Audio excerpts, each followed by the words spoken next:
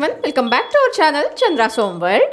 Home making difficulty ಅಥವಾ ಕಷ್ಟ ಆಗೋಕ್ಕೆ ಕಾರಣ ನಾವು ಮಾಡುವಂಥ ಕೆಲವೊಂದು ರೊಟೀನ್ ಮಿಸ್ಟೇಕ್ಸ್.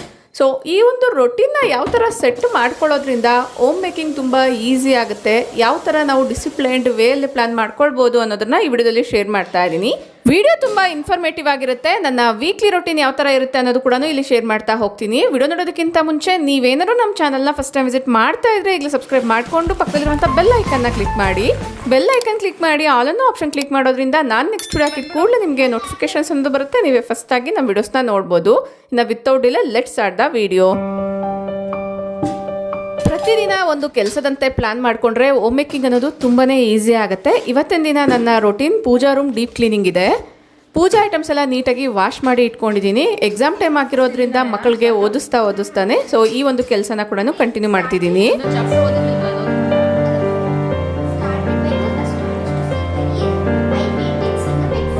ಫಸ್ಟು ಎಲ್ಲ ಪೂಜಾ ಐಟಮ್ಸ್ನ ಮತ್ತು ಕೆಲವೊಂದು ಬ್ರಾಸ್ ಡೆಕೋರ್ ಐಟಮ್ಸ್ ಎಲ್ಲ ಕೂಡ ನೀಟಾಗಿ ವಾಶ್ ಮಾಡಿ ಇಟ್ಕೊಂಡಿದ್ದೀನಿ.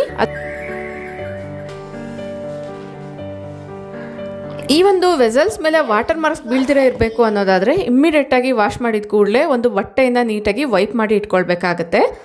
ನಾನು ಪೂಜಾ ವಸ್ತುಗಳನ್ನ ಒರ್ಸಕ್ಕಂತಾನೆ ಒಂದು ದುಪ್ಪಟ್ಟ ಇಟ್ಕೊಂಡಿದ್ದೀನಿ. ಕಾಟನ್ ಮೆಟೀರಿಯಲ್ ಆದರೆ ತುಂಬಾ ಬೆಸ್ಟು, ತೇವ ಎಲ್ಲ ನೀಟಾಗಿ ಅಬ್ಸರ್ವ್ ಮಾಡ್ಕೊಳ್ಳುತ್ತೆ.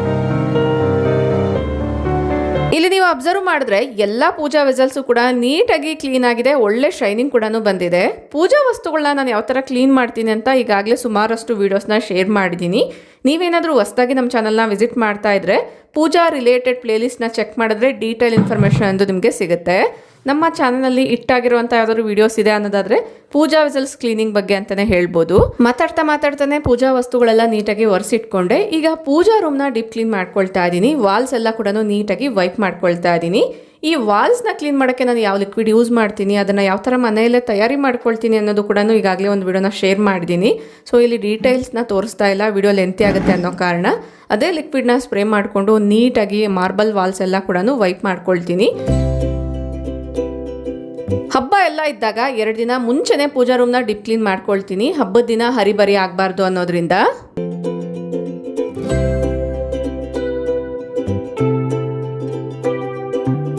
ಪೂಜಾ ರೂಮ್ ಕ್ಲೀನಿಂಗ್ ಎಲ್ಲ ಆಗಿದೆ. ಪೂಜೆ ಆದಮೇಲೆ ಯಾವ ಥರ ಕಾಣಿಸ್ತಾ ಇದೆ ಅಂತ ಇಲ್ಲಿ ಅಬ್ಸರ್ವ್ ಮಾಡ್ಬೋದು. ಇಷ್ಟ ಆದರೆ ಈಗಲೇ ಒಂದು ಲೈಕ್ ಮಾಡಿ.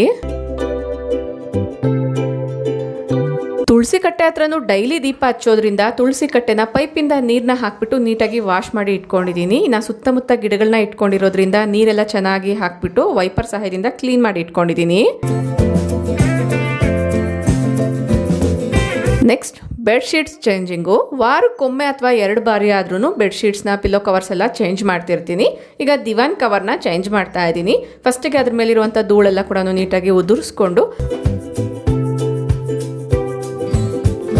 ಆಮೇಲೆ ದಿವಾನ್ ಕವರ್ನ ಹಾಕಿ ಪಿಲ್ಲೋಸ್ ಎಲ್ಲ ನೀಟಾಗಿ ಅರೇಂಜ್ ಮಾಡ್ಕೊಂಡಿದ್ದೀನಿ.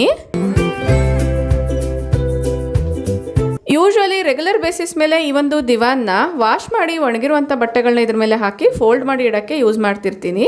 ಇನ್ನು ದಿವಾನ್ ಕವರ್ ಮಾತ್ರನೇ ಅಲ್ಲ, ಈವನ್ ಬೆಡ್ರೂಮ್ಸಲ್ಲಿರುವಂಥ ಬೆಡ್ ಕವರ್ಸ್ ಇರ್ಬೋದು ಮತ್ತು ಬೆಡ್ ಪ್ರೊಟೆಕ್ಟರ್ಸ್ ಎಲ್ಲ ಕೂಡ ಚೇಂಜ್ ಮಾಡ್ಕೊಳ್ತಿರ್ತೀನಿ. ಇದನ್ನೆಲ್ಲ ಕಂಪಲ್ಸರಿ ಮಾಡಲೇಬೇಕಾ ಅಂತ ನಿಮಗೆ ಅನಿಸ್ಬೋದು. ಇದೆಲ್ಲ ಹೈಜೀನ್ ಪರ್ಪಸ್ ಅಂತಲೇ ಹೇಳ್ಬೋದು. ರೆಗ್ಯುಲರ್ ಆಗಿ ಬೆಡ್ಶೀಟ್ ಚೇಂಜ್ ಮಾಡೋದ್ರಿಂದ ನಿದ್ದೆ ಕೂಡ ಚೆನ್ನಾಗಾಗುತ್ತೆ.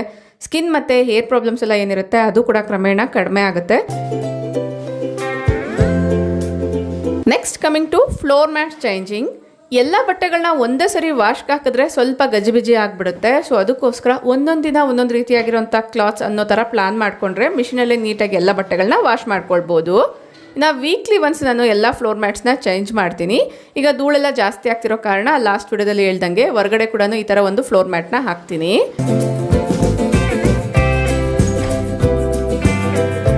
ಫ್ಲೋರ್ ಮ್ಯಾಟ್ಸ್ನ ನಾನು ಯಾವ ಥರ ವಾಶ್ ಮಾಡ್ತೀನಿ ಅನ್ನೋದು ಕೂಡ ಲಾಂಡ್ರಿ ರೊಟೀನಲ್ಲಿ ಶೇರ್ ಮಾಡಿದ್ದೀನಿ. ಆ ಒಂದು ವಿಡಿಯೋ ಪ್ಲೇ ಲಿಸ್ಟ್ ಬೇಕಂದರೆ ಡಿಸ್ಕ್ರಿಪ್ಷನಲ್ಲಿ ಕೊಟ್ಟಿರ್ತೀನಿ ಅಥವಾ ಐ ಕಾರ್ಡಲ್ಲಾದರೂ ಕೊಟ್ಟಿರ್ತೀನಿ. ಇಂಟ್ರೆಸ್ಟ್ ಇರೋರು ಚೆಕ್ ಮಾಡಿ. ವೀಕ್ಲಿ ಕೆಲವು ಹೈಜಿನಿಕ್ ರೊಟೀನ್ಸ್ನ ಫಾಲೋ ಮಾಡೋದ್ರಿಂದ ಮನೆ ಯಾವಾಗಲೂ ಹೈಜಿನಿಕ್ ಆಗಿ ಕ್ಲೀನ್ ಆ್ಯಂಡ್ ನೀಟಾಗಿರುತ್ತೆ. Next coming to living area. So ಈ ಒಂದು ವಿಡಿಯೋನ ನಾನು ಹಬ್ಬದ ಮುಂಚೆ ಶೂಟ್ ಮಾಡ್ಕೊಂಡಿರುವಂಥದ್ದು. ಸೊ ಹಬ್ಬಕ್ಕೂ ಕೂಡ ನಾನು ಯಾವ್ಯಾವ ಥರ ಚೇಂಜಸ್ ಮಾಡ್ತೀನಿ ಅನ್ನೋದು ಕೂಡ ನೀವು ಇಲ್ಲಿ ನೋಡ್ಬೋದು.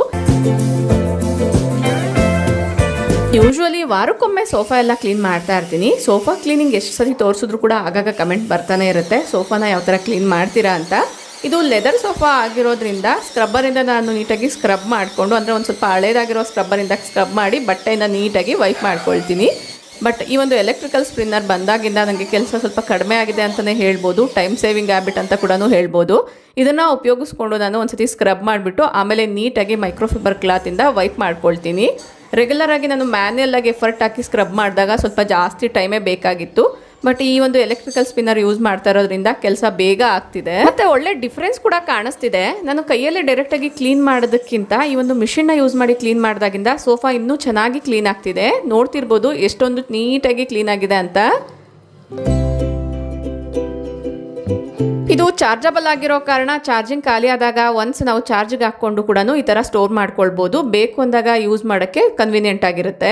ಇದರ ಲಿಂಕ್ ಬೇಕಂದರೆ ಡಿಸ್ಕ್ರಿಪ್ಷನಲ್ಲಿ ಟ್ಯಾಗ್ ಮಾಡಿರ್ತೀನಿ, ಇಂಟ್ರೆಸ್ಟ್ ಇರೋರು ಚೆಕ್ ಮಾಡಿ. ಸ್ವಲ್ಪ ಎಕ್ಸ್ಪೆನ್ಸಿವ್ ಆದರೆ ತುಂಬ ಎಫೆಕ್ಟಿವ್ ಆಗಿ ವರ್ಕ್ ಆಗುತ್ತೆ. ಮಲ್ಟಿಪರ್ಪಸ್ ರೀತಿಯಲ್ಲಿ ಕೂಡ ಇದನ್ನು ಯೂಸ್ ಮಾಡ್ಕೊಳ್ಬೋದು.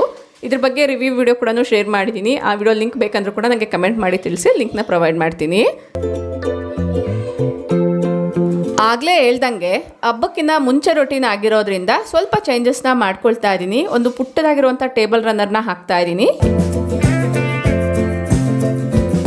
ನೆಕ್ಸ್ಟ್ ಇನ್ನೂ ಒಂದು ಕಾರ್ನರ್ನ ಸ್ವಲ್ಪ ಚೇಂಜಸ್ ಮಾಡ್ತಾ ಇದ್ದೀನಿ. ಈ ಒಂದು ಕಾರ್ನರಲ್ಲಿ ನಾನು ಪುಟ್ಟದಾಗಿರುವಂಥ ಒಂದು ಪ್ಲಾಂಟ್ ಮಾತ್ರನೇ ಇಡ್ತಾ ಇದ್ದೆ, ಬಟ್ ಈಗ ಒಂದು ಸ್ವಲ್ಪ ಚೇಂಜಸ್ ಮಾಡ್ತಾ ಇದ್ದೀನಿ. ಒಂದು ಕಡೆ ಮನಿ ಪ್ಲಾಂಟ್, ಇನ್ನೊಂದು ಕಡೆ ಸ್ನೇಕ್ ಪ್ಲಾಂಟ್ನ ಇಟ್ಕೊಂಡಿದ್ದೀನಿ. ನೆಕ್ಸ್ಟ್ ಈ ಒಂದು ರ್ಯಾಕ್ನ ಇಲ್ಲಿ ಪ್ಲೇಸ್ ಮಾಡ್ತಾ ಇದ್ದೀನಿ. ಈ ರ್ಯಾಕ್ ಕಿಚನ್ ಕೌಂಟರ್ ಆರ್ಗನೈಸೇಷನಲ್ಲಿ ಕೂಡ ತೋರಿಸಿದ್ದೆ.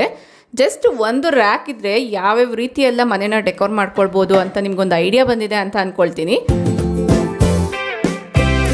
ಫಸ್ಟ್ ಈ ರ್ಯಾಕ್ನ ಸ್ಟವ್ ಪಕ್ಕದಲ್ಲಿ ಯೂಸ್ ಮಾಡ್ತಾ ಇದ್ದೆ, ಆಮೇಲೆ ಕೌಂಟರ್ ಸ್ಪೇಸ್ ಆರ್ಗನೈಸ್ ಮಾಡೋಕ್ಕೆ ಯೂಸ್ ಮಾಡ್ತಾ ಇದ್ದೆ. ಈಗ ಈ ಒಂದು ಕಾರ್ನರ್ನ ಆರ್ಗನೈಸ್ ಮಾಡೋಕ್ಕೆ ಯೂಸ್ ಮಾಡಿದ್ದೀನಿ.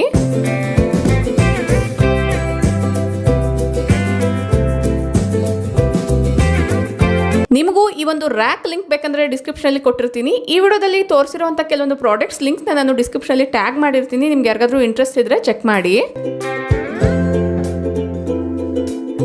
ನೆಕ್ಸ್ಟ್ ರೀಸೆಂಟಾಗಿ ಟಿ ವಿ ಯೂನಿಟ್ನ ಯಾವ ಥರ ಕ್ಲೀನ್ ಮಾಡ್ತೀನಿ ಅನ್ನೋದನ್ನು ತೋರಿಸಿದ್ದೆ. ಈಗ ಟಿ ವಿ ಯೂನಿಟ್ನ ಆರ್ಗನೈಸ್ ಮಾಡ್ತಾ ಇದ್ದೀನಿ. ಆಗಲೇ ಹೇಳ್ದಂಗೆ ಹಬ್ಬದ ಸೀಸನ್ ಆಗಿರೋದ್ರಿಂದ ಸ್ವಲ್ಪ ಡೆಕೋರ್ ಮಾಡೋಣ ಅಂತ ಚೇಂಜಸ್ ಮಾಡ್ಕೊಳ್ತಾ ಇದ್ದೀನಿ. ತುಂಬ ರೀತಿಯ ಕಾಸ್ಟ್ಲಿ ಐಟಮ್ಸ್ ಏನಿಲ್ಲ, ಇರೋವಂಥದ್ದನ್ನು ಸ್ವಲ್ಪ ಆಚೀಚೆ ಮಾಡ್ತಿದ್ದೀನಿ.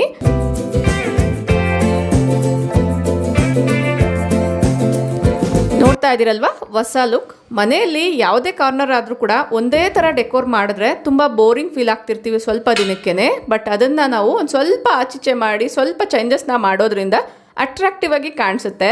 ಒಂದೇ ಡೆಕೋರ್ ಪೀಸ್ನ ಒಂದೇ ಪ್ಲೇಸಲ್ಲೇ ಇಡೋದಕ್ಕಿಂತ ಬೇರೆ ಬೇರೆ ಪ್ಲೇಸಲ್ಲಿ ಇಟ್ಟು ಕೂಡ ನಾವು ಮನೇನ ಅಲಂಕಾರ ಮಾಡ್ಕೊಳ್ಬೋದು.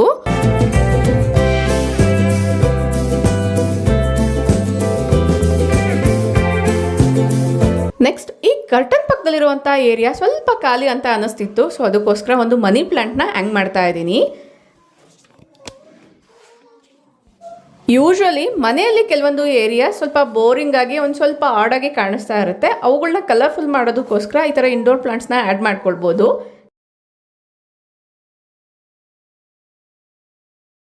ಫೈನಲಿ ಲಿವಿಂಗ್ ಸ್ಪೇಸ್ನ ಮೇಕ್ ಓವರ್ ಮಾಡಿದ್ಮೇಲೆ ಈ ಥರ ಕಾಣಿಸ್ತಾ ಇದೆ. ಈ ಆರ್ಗನೈಸೇಷನ್ ನಿಮಗೆ ಇಷ್ಟ ಆಯಿತಾ? ಯಾವ ಥರ ಅನ್ನಿಸ್ತು ಕಮೆಂಟ್ ಮಾಡಿ ತಿಳಿಸಿ.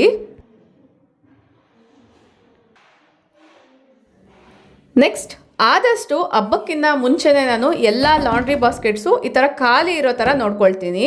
ಅಂದರೆ ಹಬ್ಬದ ಟೈಮಲ್ಲಿ ಸುಮಾರಷ್ಟು ಕಲರ್ಫುಲ್ ಕ್ಲಾತ್ಸ್ ಎಲ್ಲನೂ ಯೂಸ್ ಮಾಡ್ತಾ ಇರ್ತೀವಿ. ಅವುಗಳೆಲ್ಲ ಡಂಪ್ ಆಗಿ ಬಾಸ್ಕೆಟ್ ಎಲ್ಲ ತುಂಬಾರ್ದು ಅನ್ನೋದಾದರೆ ಫಸ್ಟಿಗೆ ಈ ಬಾಸ್ಕೆಟ್ಸ್ ಎಲ್ಲ ಖಾಲಿ ಇರೋ ಥರ ನೋಡ್ಕೊಳ್ಬೇಕಾಗತ್ತೆ.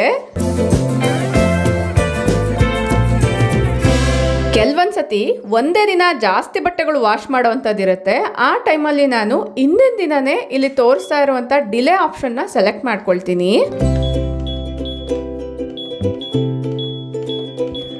ನೆಕ್ಸ್ಟ್ ಡೇ ಮಾರ್ನಿಂಗ್ ಎಷ್ಟೊತ್ತಿಗೆ ಮಿಷಿನ್ ರನ್ ಆದರೆ ನಾವು ಎದ್ದೇಳೋ ಅಷ್ಟರಲ್ಲಿ ಬಟ್ಟೆಗಳೆಲ್ಲ ವಾಶ್ ಆಗಿರುತ್ತೋ ಆ ಟೈಮ್ಗೆ ತಕ್ಕಂಗೆ ನಾವು ಚೇಂಜಸ್ನ ಮಾಡ್ಕೊಳ್ಬೋದು.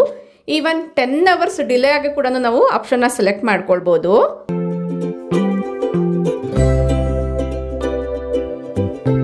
ಇದು ನೆಕ್ಸ್ಟ್ ಡೇ ಮಾರ್ನಿಂಗು ವಾಶ್ ಮಾಡಬೇಕಾಗಿರುವಂಥ ಬಟ್ಟೆಗಳು ಜಾಸ್ತಿನೇ ಇದೆ. ಹಿಂದಿನ ದಿನನೇ ನಾನು ಡಿಲೇ ಆಪ್ಷನ್ ಸೆಲೆಕ್ಟ್ ಮಾಡ್ಕೊಂಡಿರೋದ್ರಿಂದ ಈ ಬೆಡ್ ಕವರ್ಸ್ ಎಲ್ಲ ನೀಟಾಗಿ ವಾಶ್ ಆಗಿದೆ. ಈಗ ಡೈಲಿ ಬೇಸಿಸ್ ಮೇಲೆ ಯೂಸ್ ಮಾಡುವಂಥ ಕ್ಲಾತ್ಸ್ನ ವಾಶ್ಗೆ ಹಾಕ್ತಾ ಇದ್ದೀನಿ.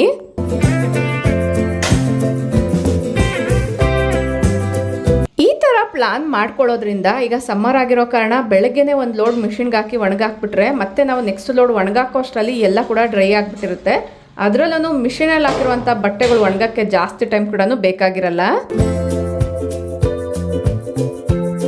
ಮಧ್ಯಾಹ್ನ ಅಷ್ಟರಲ್ಲಿ ಎಲ್ಲ ಬಟ್ಟೆಗಳು ಕೂಡ ಒಣಗಿದೆ. ಇಲ್ಲಿ ಅಬ್ಸರ್ವ್ ಮಾಡ್ತಾ ಇರ್ಬೋದು, ಇವೆಲ್ಲ ಫೋಲ್ಡ್ ಮಾಡಬೇಕಾಗಿರುವಂಥ ಬಟ್ಟೆಗಳು. Next coming to groceries. ನಮ್ಮ ಮೀಲ್ ಪ್ಲಾನ್ಗೆ ತಕ್ಕಂಗೆ ವೀಕ್ಲಿ 15 ಡೇಸ್ ಅಥವಾ ಮಂತ್ಲಿ ಒನ್ಸ್ ಗ್ರಾಸರೀಸ್ನ ಶಾಪ್ ಮಾಡಿದ್ರೆ ಬೆಟರು. ಕಡಿಮೆ ಕ್ವಾಂಟಿಟಿಯಲ್ಲಿ ಸುಮಾರಷ್ಟು ಸತಿ ತೊಗೊಳೋದಕ್ಕಿಂತ ಬಲ್ಕ್ ಕ್ವಾಂಟಿಟಿಯಲ್ಲಿ ಮಂತ್ಲಿ ಒನ್ಸ್ ತೊಗೊಂಡ್ರೆ ನಮಗೆ ಪ್ರೈಸ್ ಕೂಡ ಕಡಿಮೆ ಆಗುತ್ತೆ. ಇನ್ನು ನಾನು ಗ್ರಾಸರೀಸ್ನ ಯಾವ ಥರ ಶಾಪ್ ಮಾಡ್ತೀನಿ, ಯಾವ ಥರ ಲಿಸ್ಟ್ ಮಾಡ್ತೀನಿ, ಯಾವ ಥರ ಆರ್ಗನೈಸ್ ಮಾಡ್ತೀನಿ ಅನ್ನೋ ವಿಡಿಯೋನ ಕೂಡ ಶೇರ್ ಮಾಡಿದ್ದೀನಿ. ನಿಮಗೆ ಇಂಟ್ರೆಸ್ಟ್ ಇದ್ದರೆ ನಮ್ಮ ಆರ್ಗನೈಸೇಷನ್ ಪ್ಲೇಲಿಸ್ಟ್ನ ಚೆಕ್ ಮಾಡಿ. ರೀಸೆಂಟ್ ಗ್ರಾಸರಿ ಶಾಪಿಂಗಲ್ಲಿ ನಮ್ಮ ವೀವರ್ ಒಬ್ಬರು ನನ್ನ ವಾಯ್ಸ್ನ ರೆಕಗ್ನೈಸ್ ಮಾಡಿ ಮಾತಾಡ್ಸಿದ್ರು. ತುಂಬಾನೇ ಖುಷಿ ಆಗುತ್ತೆ. ನೆಕ್ಸ್ಟ್ ಕಮಿಂಗ್ ಟು ಸೆಲ್ಫ್ ಕೇರ್ನ ಮನೆಯಲ್ಲೇ ಯಾವ ಥರ ಮಾಡ್ಕೊಳ್ಬೋದು, ನಮ್ಮ ಒಂದು ಸ್ಕಿನ್ಗಿರ್ಬೋದು, ಹೇರ್ಗಿರ್ಬೋದು, ಯಾವ ಥರ ನಾವು ಕೇರ್ ಮಾಡ್ಬೋದು ಅನ್ನೋದನ್ನ ಈಗಾಗಲೇ ಕೆಲವೊಂದು ವಿಡಿಯೋಸ್ನ ಶೇರ್ ಮಾಡಿದ್ದೀನಿ. ಪದೇ ಆ್ಯಡ್ ಮಾಡೋದ್ರಿಂದ ನಿಮಗೂ ಕೂಡ ಬೋರ್ ಆಗುತ್ತೆ ಅನ್ನೋದ್ರಿಂದ ನಾನು ಅದನ್ನೆಲ್ಲ ಸ್ಕಿಪ್ ಮಾಡಿದ್ದೀನಿ. ಆ ವಿಡಿಯೋ ಲಿಂಕ್ಸ್ ಬೇಕಂದ್ರೂ ಕೂಡ ನಾನು ಮೇಲೆ ಕಾಣಿಸ್ತಾ ಇರೋಂಥ ಐ ಬಟನಲ್ಲಿ ಕೊಟ್ಟಿರ್ತೀನಿ, ಇಂಟ್ರೆಸ್ಟ್ ಇರೋರು ಚೆಕ್ ಮಾಡಿ. ಇನ್ನು ಮೆಹಂದಿ ವಿಚಾರಕ್ಕೆ ಬರೋದಾದ್ರೆ, ಹಬ್ಬದ ಹಿಂದಿನ ದಿನ ಮಕ್ಕಳಿಗೆ ಈ ಥರ ಕೈಗೆ ಮೆಹಂದಿನ ಹಾಕಿದ್ದೆ. ಡಿಸೈನ್ಸ್ ಯಾವ ಥರ ಕಾಣಿಸ್ತಿದೆ ನನಗೆ ಡೆಫಿನೆಟ್ಲಿ ಕಮೆಂಟ್ ಮಾಡಿ ತಿಳಿಸಿ. ನೆಕ್ಸ್ಟ್, ವೀಕ್ಲಿ ಒನ್ಸ್ ಮಾಡುವಂಥ ವಾರದ ಪೂಜೆಯಲ್ಲಿ ಹೂಗಳನ್ನ ಕಟ್ಟಿ ಪೂಜೆಯಲ್ಲಿ ಉಪಯೋಗಿಸ್ತಾ ಇರ್ತೀವಿ. ಬಟ್ ಈಗ ಹಬ್ಬ ಆಗಿರೋದ್ರಿಂದ ಕೆಲವೊಂದು ಹೂಗಳನ್ನೆಲ್ಲ ತರಿಸ್ಕೊಂಡಿದ್ದೆ. ಇನ್ನು ಈ ಒಂದು ಮಲ್ಲಿಗೆ ಹೂಗಳನ್ನ ನಾನು ಈ ಥರ ಕಟ್ಟಿ ಇಟ್ಕೊಂಡಿದ್ದೀನಲ್ಲ, ಕನಕಾಂಬರದ ಹೂಗಳಂತೂ ನಮ್ಮ ಪ್ಲಾಂಟ್ಸಲ್ಲೇ ಬಿಟ್ಟಿರೋವಂಥದ್ದು. ಎಷ್ಟು ಬ್ಯೂಟಿಫುಲ್ ಆಗಿ ಕಾಣಿಸ್ತಾ ಇದೆ ಅಲ್ವಾ ಮಾಲೆ. ಇನ್ನು ಅದೇ ಟೈಮ್ಗೆ ಮಳೆ ಕೂಡ ಬೀಳ್ತಿತ್ತು, ಇಲ್ಲಿ ನೀವು ಅಬ್ಸರ್ವ್ ಮಾಡ್ಬೋದು.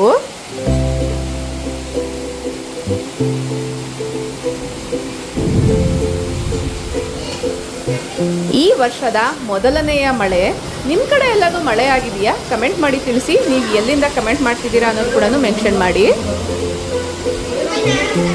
ಯೂಶ್ವಲಿ ಈ ಥರ ಮಳೆ ಬಂದಾಗೆಲ್ಲನೂ ಮನೆ ಒಳಗಡೆ ಇಟ್ಟಿರುವಂಥ ಗಿಡಗಳನ್ನೆಲ್ಲ ಕೂಡ ನಾನು ಎಂಟ್ರಿ ವೇಯಲ್ಲಿ ಇಡ್ತಾ ಇರ್ತೀನಿ, ಮಳೆ ನೀರು ಬೀಳೋ ಥರ.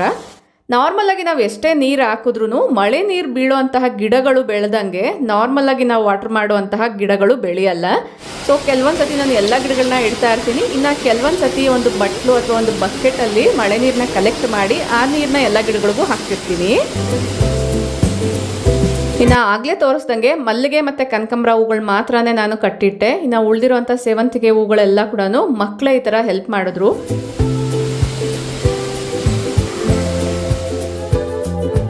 ಸಮ್ಮರ್ ಆಗಿರೋ ಕಾರಣ ಐಸ್ ಕ್ರೀಮ್ ಮಾಡೋಣ ಅಂತ ಕೆಲವೊಂದು ಪ್ರಿಪ್ರೇಷನ್ಸ್ನ ಮಾಡ್ಕೊಂಡಿದ್ದೆ. ಅದನ್ನೇ ಇಲ್ಲಿ ಮಿಕ್ಸಿ ಜಾರಲ್ಲಿ ಹಾಕಿ ನುಣ್ಣಗೆ ಪೇಸ್ಟ್ ಮಾಡ್ಕೊಳ್ತಾ ಇದ್ದೀನಿ.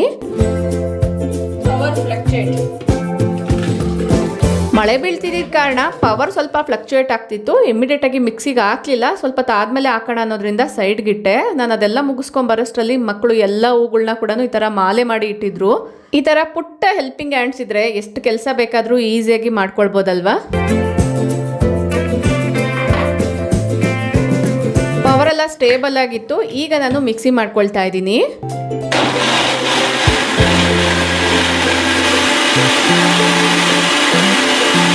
ನಿಜ ಹೇಳಬೇಕು ಅಂದರೆ ಈ ಒಂದು ಗಡಿಬಿಡಿಯಲ್ಲಿ ವೆನಿಲಾ ಎಸೆನ್ಸ್ನ ಹಾಕದೇ ಮರ್ತಿದ್ದೆ. ಅಂದರೆ ನಿಮಗೆ ಯಾವ ಫ್ಲೇವರ್ ಬೇಕೋ ಆ ಎಸೆನ್ಸ್ನ ಹಾಕಬೇಕಾಗತ್ತೆ ಇದರಲ್ಲಿ. ಅದನ್ನು ಹಾಕೋದೇ ಮರ್ತಿದ್ದೆ. ಫೈನಲಿ ನಾನು ಕಂಟೈನರ್ಗೆ ಶಿಫ್ಟ್ ಮಾಡಿದ್ಮೇಲೆ ಲಾಸ್ಟಲ್ಲಿ ವೆನಿಲಾ ಎಸೆನ್ಸ್ನ ಹಾಕಿ ಮಿಕ್ಸ್ ಮಾಡ್ತೀನಿ.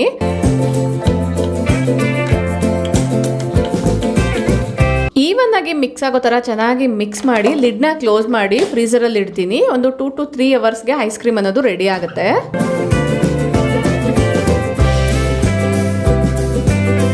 ಅಬ್ಸರ್ವ್ ಮಾಡಿದ್ರಲ್ಲ ವೀಕ್ಲಿ ನನ್ನ ರೊಟೀನ್ ಯಾವ ಥರ ಇರುತ್ತೆ ಅಂತ. ಎಲ್ಲ ಕೆಲಸ ಒಂದೇ ದಿನ ಮಾಡ್ದಿರಾ ದಿನಕ್ಕೆ ಒಂದರಂತೆ ಪ್ಲಾನ್ ಮಾಡ್ಕೊಳ್ತೀನಿ. ಇದರಿಂದ ಹೋಮ್ ಮೇಕಿಂಗ್ ತುಂಬ ಈಸಿ ಆಗುತ್ತೆ. ಐ ಹೋಪ್ ಈ ವಿಡಿಯೋ ನಿಮ್ಮೆಲ್ಲರಿಗೂ ಇಷ್ಟ ಆಗಿದೆ ಅಂತ ಅನ್ಕೊಳ್ತೀನಿ. ವಿಡಿಯೋ ಇಷ್ಟ ಆದರೆ ಈಗಲೇ ಒಂದು ಲೈಕ್ ಮಾಡಿ, ನಿಮ್ಮ ಫ್ರೆಂಡ್ಸ್ ಆ್ಯಂಡ್ ಫ್ಯಾಮಿಲಿ ಜೊತೆಗೂ ಶೇರ್ ಮಾಡಿ. ನಿಮ್ಮ ಅನಿಸಿಕೆ ಅಭಿಪ್ರಾಯಗಳನ್ನ ಕಮೆಂಟಲ್ಲಿ ತಿಳಿಸಿ. Thank you for watching. ನಮಸ್ತೆ.